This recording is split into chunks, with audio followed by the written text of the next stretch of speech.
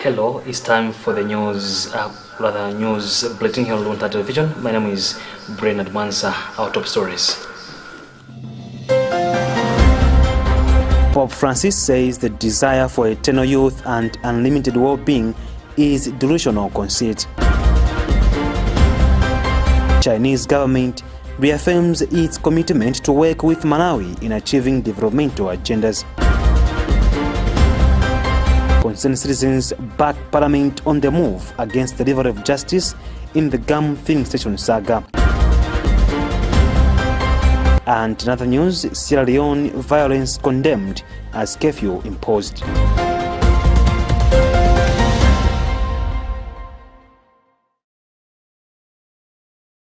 We have these and many other stories. Stay there.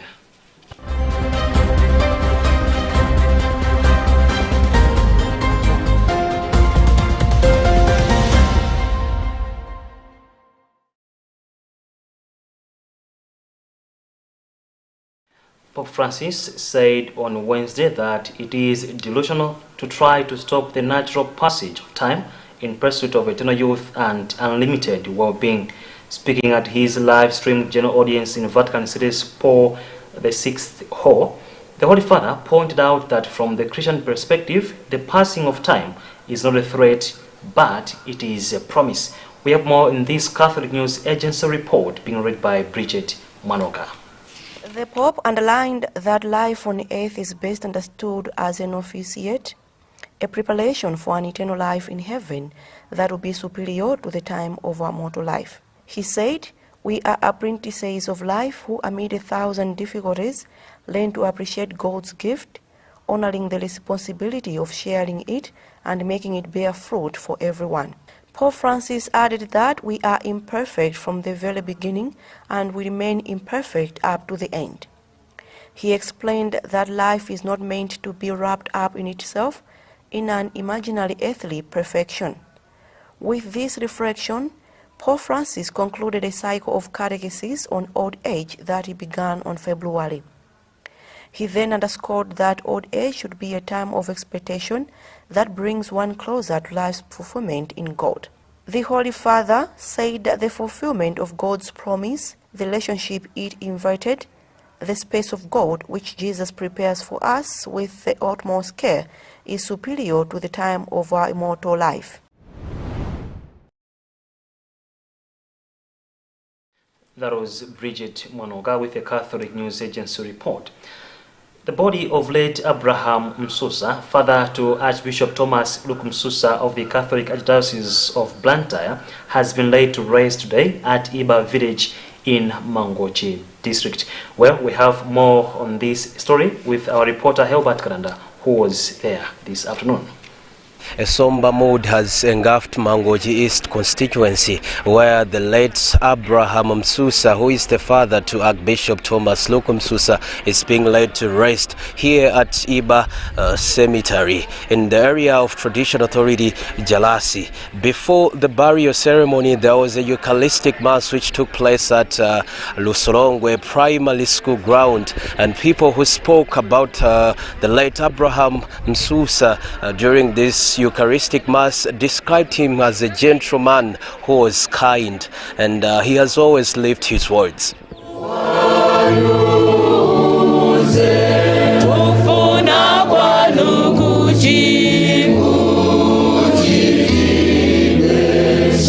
Bishop Montfort Stima, who is the Bishop of Mangochi Diocese, described the late Abraham Musa as a person who has contributed a lot to the church and to Malawi at large.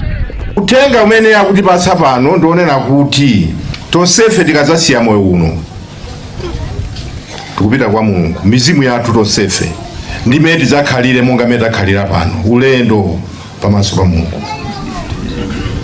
Kumene koko kulibeko chipembedzo, kulibeko chisilamu, kulibeko chikristu, koma kuli ana a Mulungu. In his eulogy, Archbishop Thomas Slocum Musa described his father as a person who has changed his life, and he also said the late Abraham Musa preached a lot about love concerning people despite their religious backgrounds.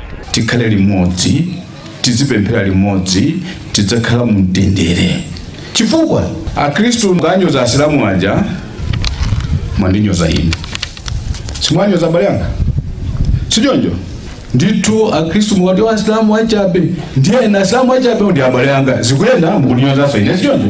Ino Asilamu mukanyoza Akhristu mwandinyoza ine. Chifukwa ndili mpingo ajani wa Chikristu. The late Abraham Musa died on Tuesday at Koche Community Hospital here in Mangochi after suffering from blood pressure.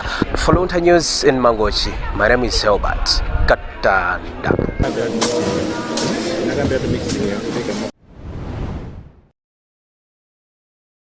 May his soul rest in eternal peace.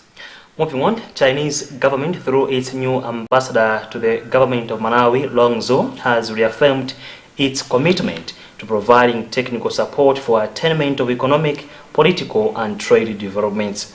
The Chinese ambassador Zhou made the sentiments earlier today following the presentation of his letters of credence to the Malawi President, Dr. Lazarus Chakwera, at Campus Palace in Lilongwe. According to the Minister of Foreign Affairs, Nancy Tembo, government is also committed to sharing mutual benefits of their relationship with the Chinese government. We have a report with Adnafe Piri. Your Excellency, I have the honor to present the letter of recall of my predecessor and my letter of credence. The incoming People's Republic of China ambassador to Malawi, Long Zhou, has today presented his letters of credence to the President of the Republic of Malawi, Dr. Lazarus Chakwera.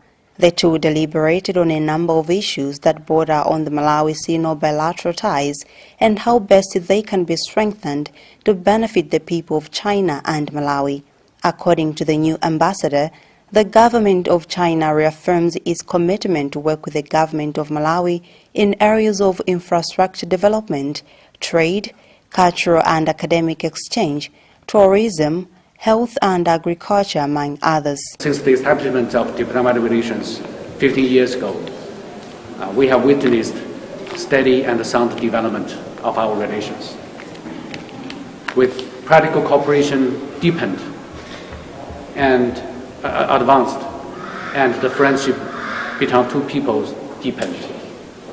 And thanks to the Belt and Road Initiative and China-Africa Cooperation Forum, our private cooperation has reached a new high level. Ambassador Zhou then said the Chinese government values the 15 years of diplomatic relationship it has shared with the Malawi government, hence reaffirming its commitment to work with Malawi in various aspects of development. In her remarks, the Minister of Foreign Affairs in the country, Nancy Tembo, said the bilateral ties between China and Malawi will help both countries in sharing expertise in sectors of health, infrastructure and agriculture, among others. Malawi stands ready to work with China. We've worked together for the past 15 years, and a lot of tangible projects are there to show the strength of our relationship, and that there is more for us to do to work together going forward. And the respect for each other's sovereignty and the maintenance of one China policy. So it was really a cordial meeting where there was a commitment to ensure that the relations between China and Malawi continue to strengthen. According to President Chakwera, they have agreed to remain authentic in their diplomatic engagement so that both the people of China and Malawi continue to benefit mutually. For Luntha News in Lilongwe, this is Alina Fiperi.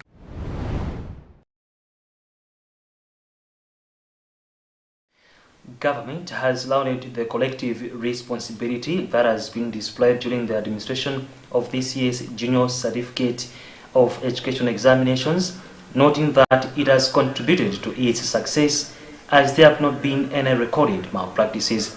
The development comes as Form 2 students have today finished writing the national examinations, which commenced on the 2nd of August. making the remarks during a monitoring exercise at the Lilongwe Girls Secondary School. Earlier today, Deputy Minister of Education Monica Changanamuno lauded Malawi Police Service and Malawi Defense Force for providing exceptional security throughout the period. Tandu Nzumara has more in this report.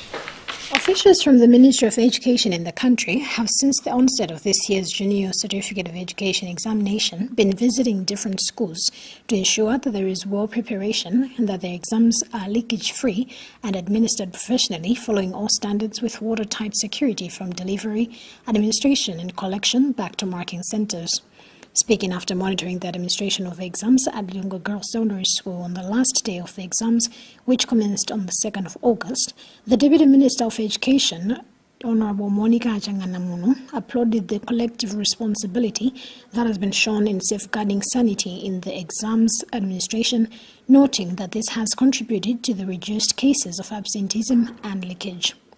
Noting that such positive records also speak volumes on how learners have lately realized the importance of writing examinations, Changanamuno expressed optimism that the security trend will continue with the coming MSCE exams. Because we beefed up our security to make sure that protection is there. From the time when the exams were done up to the time of storage and when the exams were being distributed to the centers and even the centers where the exams were being stored, and from there to the exam room, we have managed to make sure that there is protection throughout. And at the same time, to also just bring an awareness to everyone that it's a collective responsibility to make sure that we are protecting these exams. In his remarks, Deputy Head Teacher for Lilongwe Girls Secondary School, Abraham, said they have not encountered any serious challenges during the exam period, noting that all 167 learners at the centre wrote the examinations without hitches. He went further to applaud candidates who chose elective subjects such as clothing and textiles, home economics and French, just to mention but a few, as they provide a variety of benefits for students and are an important part of secondary education. We know that we have a lot of countries that speak French apart from English. So if a student learns French, then he has much opportunities for communication and he even get better jobs when he goes to countries that offer French. And apart from that, we have other subjects like life skills that gives or instills a lot of skills to students. The same applies to other subjects. So these elective subjects offer different opportunities as well as widens out choices to students. So the 2022 JCE exams were being administered from the 2nd to the 11th of August, and with a total of 159,946 candidates, of which 80,357 are girls and 79,589 are boys. JCE was abolished in 2016 and reintroduced in 2021. For Luntha News in Lilongwe, this is Tandiwe Nzumara.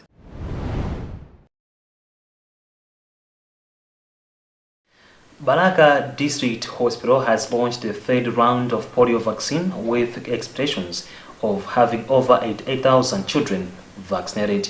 The launch took place yesterday, Wednesday, in the district, where Director of Health and Social Services at the hospital, Eugene Katenga said they are hopeful that this time the other misconception that parents had on the vaccine are cleared. We have more on this report read by Rashida Matandika. According to the Director of Health and Social Services at Balaka District Hospital, Dr. Eugene Katenga Kaunda, the previous rounds were met with a few challenges, one of them being the reluctance by parents to have their children vaccinated, as they thought it was a new trick to have them vaccinated for COVID-19.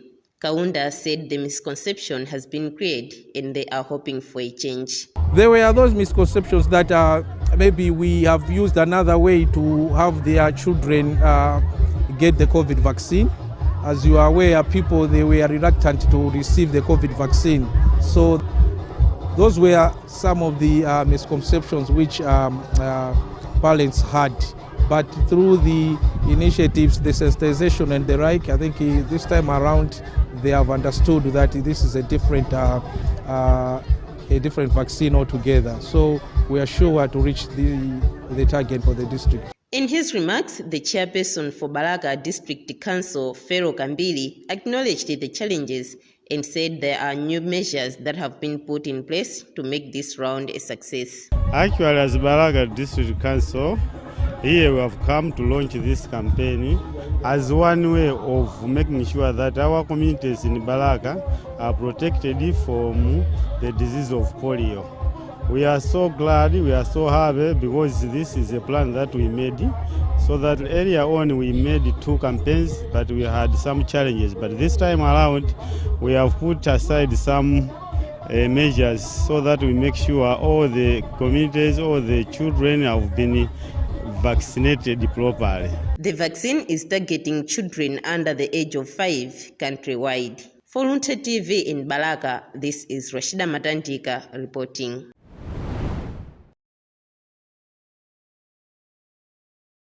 Remember that we are watching the news bulletin coming to you from Bishop Navy Media Center in Lilongwe. Before we proceed, let's take another look at our top stories. Pope Francis says the desire for eternal youth and unlimited well-being is delusional conceit. Chinese government reaffirms its commitment to work with Malawi in achieving developmental agendas. And in other news, Sierra Leone violence condemned as curfew imposed.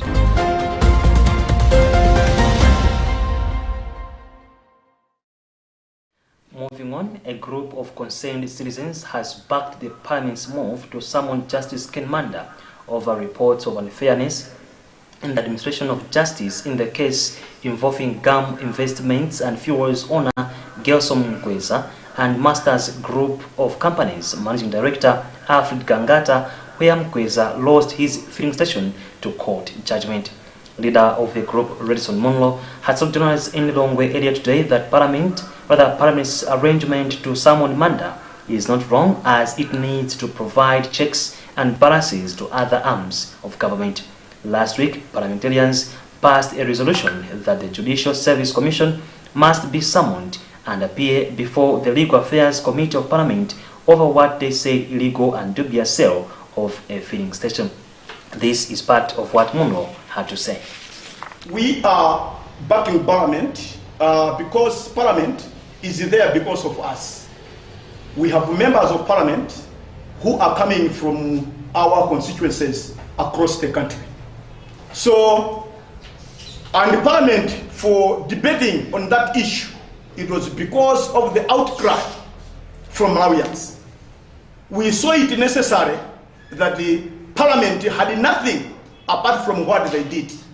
What the Parliament did, it's the right thing. You know there is the 3 arms of government. That's executive, legislature, and the judiciary. These people, they work together. And we can't undermine the doctrine of checks and balances. Meaning, the 3 of them, they are supposed to check each other. They are supposed to monitor the conduct of each other. So for the Parliament to come in, to intervene on the issue of GAM filling station, we don't see any problem.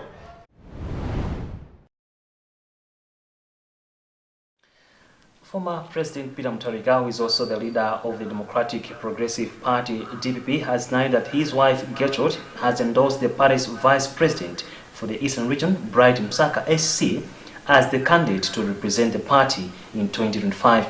Through his spokesperson, Shadrack Namalomba, Mutharika has also refuted the long-standing reports that he personally endorsed Dalit Sokabambi to stand for the same seat.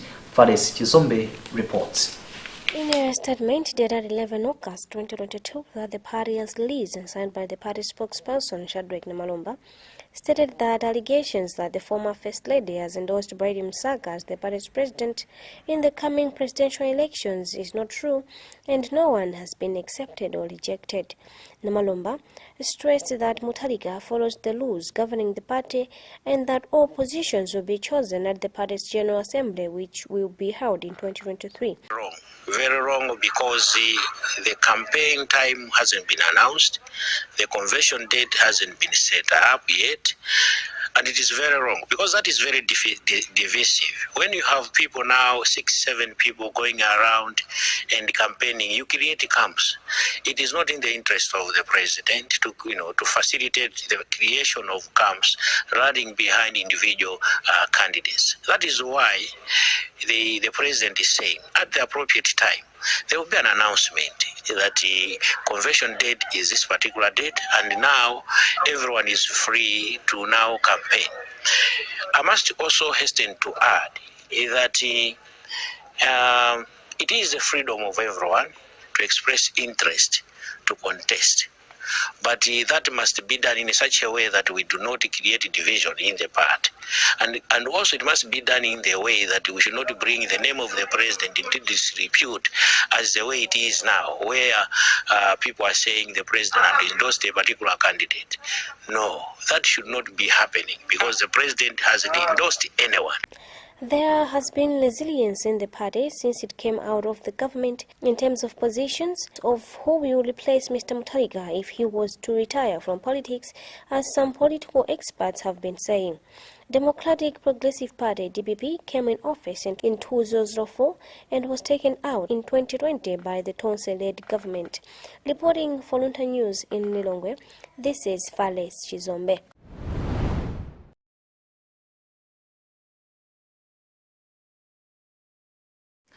Now, in our international story, leaders of the West African Regional Bloc, ECOWAS, have condemned the violence that erupted in various parts of Sierra Leone on Wednesday. Sierra Leoneans have been rallying against the high cost of living, corruption and police brutality. Some protesters and policemen were killed on the third day of violent protests that have taken place in the capital Freetown, as well as several other towns. In a statement in Abuja, ECOWAS called on all to obey law and order and for the perpetrators of the violence to be identified and brought to justice. Protesters on Wednesday blocked off the main entrance into the country's Lund airport and clashed with security agencies. President Bayo is currently out of the country with his family and has left Vice President Muhammad Judai Jallo in charge. Well, on that note, we have come to the very end of our 7:30 news bulletin here on Luntha Television. But before we go, another look at our top stories. Pope Francis says the desire for eternal youth and unlimited well-being is delusional conceit. Chinese government reaffirms its commitment to work with Malawi in achieving developmental agendas. And in other news, Sierra Leone violence condemned as curfew imposed.